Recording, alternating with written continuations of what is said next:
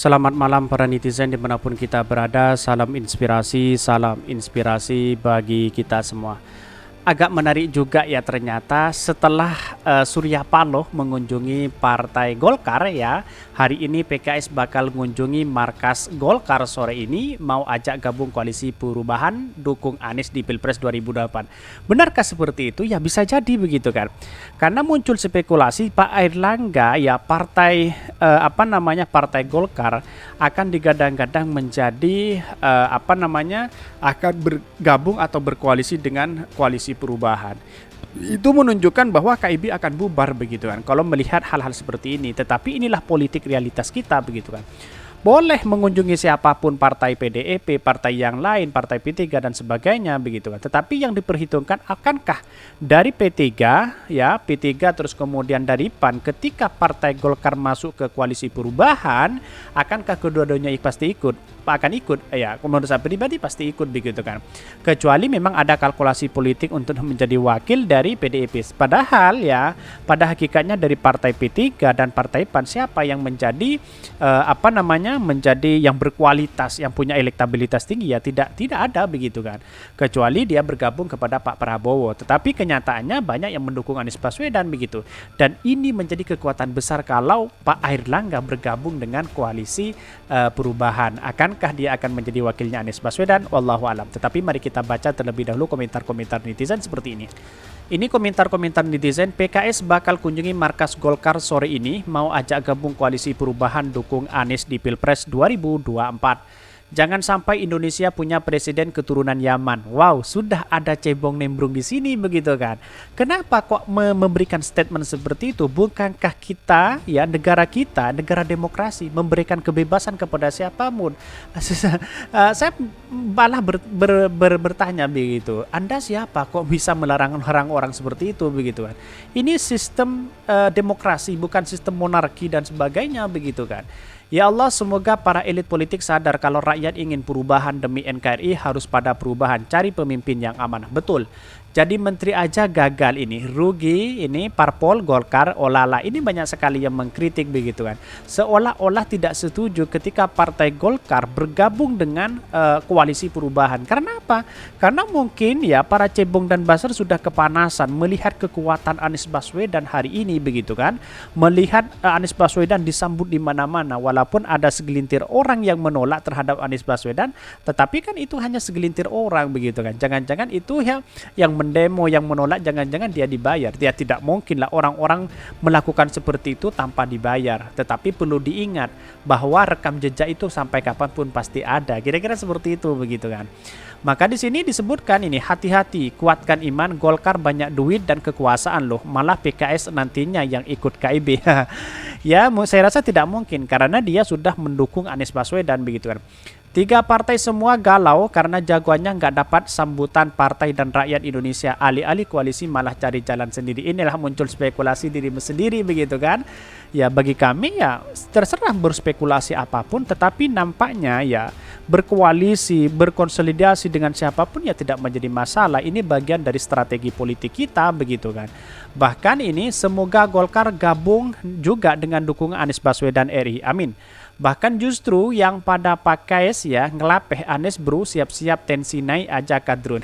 Banyak muncul spekulasi para cebong di sini sudah nimbrung di sini begitu kan. Seolah-olah tidak tidak percaya dan tidak mau ketika Partai Golkar ya didekati oleh PKS, Demokrat dan Nasdem begitu. Kenapa? Ya mungkin kalau dia bergabung itu akan menjadi kekuatan besar kepada Anies Baswedan sehingga para cebong dan buzzer di satu sisi dia tidak ngoceh lagi karena dia junjungannya tidak kunjung punya tiket. Kira-kira kan seperti itu logika kita begitu. Tetapi mari kita baca terlebih dahulu ya beritanya seperti ini.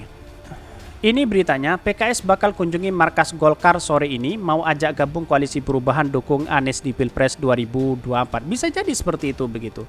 Dikutip dari Gelora, Partai Keadilan Sejahtera atau PKS dijadwalkan menyambangi kantor DPP Partai Golkar untuk bertemu dengan Ketua Umum Golkar Airlangga Hartarto pada Selasa ya, sore nanti ya.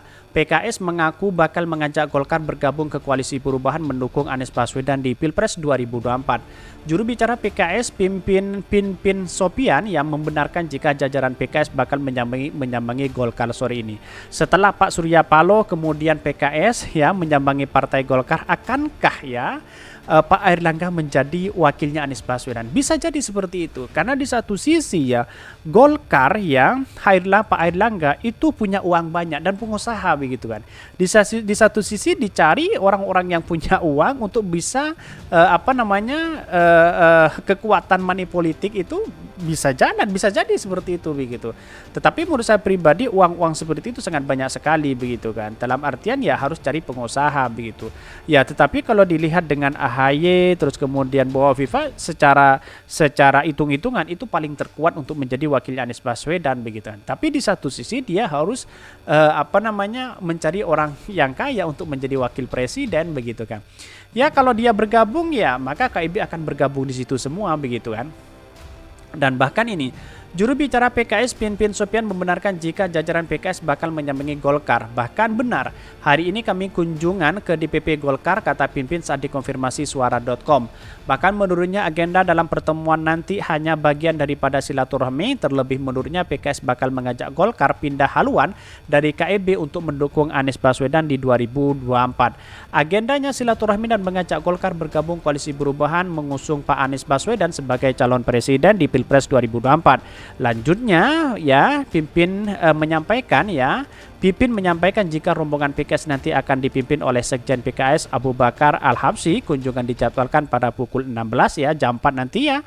Bahkan rencana rombongan akan dipimpin oleh Sekjen PKS Habib Abu Bakar Al-Habsyi. Ini menunjukkan PKS tidak hanya diam saja menjadi oposisi, tapi dia punya taktik dan strategi politik bagaimana dia berkontribusi besar di 2024. Kira-kira seperti itu begitu kan. Ini kan koalisi perubahan kalau Pak Airlangga masuk di situ menjadi kekuatan terbesar begitu kan. Sedangkan PDIP akan bergabung dengan Prabowo ya, nggak tahu siapa yang mau dicalonkan begitu kan. Mungkin ya Pak Ganjar, mungkin dengan Puan Maharani begitu kan. Tetapi kalau Pak Airlangga sudah jelas kalau dia hitung-hitungan menjadi wakil, dia bisa saja begitu kan. Artinya ya kekuatan besar Anies Baswedan itu sudah nampak ketika KIB lalu kemudian koalisi perubahan gabung dengan di situ menjadi satu, itu menjadi catatan penting kepada Anies Baswedan begitu kan. Bahkan ya selain itu menurut saya pribadi karena Pak Airlangga ini juga tinggi sekali elektabilitasnya ya. Kalau nggak salah di bawah Prabowo begitu hari ini begitu kan. Jadi menunjukkan bahwa juga bisa diperhitungkan dari Golkar begitu kan. Dan saya rasa selama ini ketika menjadi wakil itu pasti dari Golkar begitu kan. Banyak yang jadi Golkar begitu. Jadi ya inilah catatan demokrasi kita, ada pro dan ada yang kontra begitu kan. Tetapi lihat saja nanti apakah Pak Airlangga mau terhadap kalau diajak berkoalisi lalu kemudian menjadi wakilnya, itu perlu dipertimbangkan. Daripada menjadi calon presiden berangkat dari KIB dan wakilnya tidak tahu, buang-buang waktu dan buang-buang biaya, lebih baik ya adu pasrah dengan Anies Baswedan, yaitu menjadi wakilnya Anies Baswedan. Kalau hitung-hitungan seperti itu, tapi sosok menjadi wakil itu harus orang-orang yang memang kaya begitu kan untuk menunjang biaya politik hari ini. Kira-kira seperti itu begitu. Mungkin itu yang kami sampaikan. Tonton terus channel Hodari Podcast Rakyat ini karena ada berita-berita menarik dan viral setiap harinya. Salam para netizen, salam inspirasi bagi kita semua. Jangan lupa di-subscribe channel YouTube Hodari Podcast Rakyat ini karena yang masih subscribe yaitu 6%, yang belum subscribe yaitu 74%. Artinya mari kita kawal dan bergandengan tangan untuk bersama-sama untuk memajukan dan menjaga perubahan bangsa kita bersama-sama.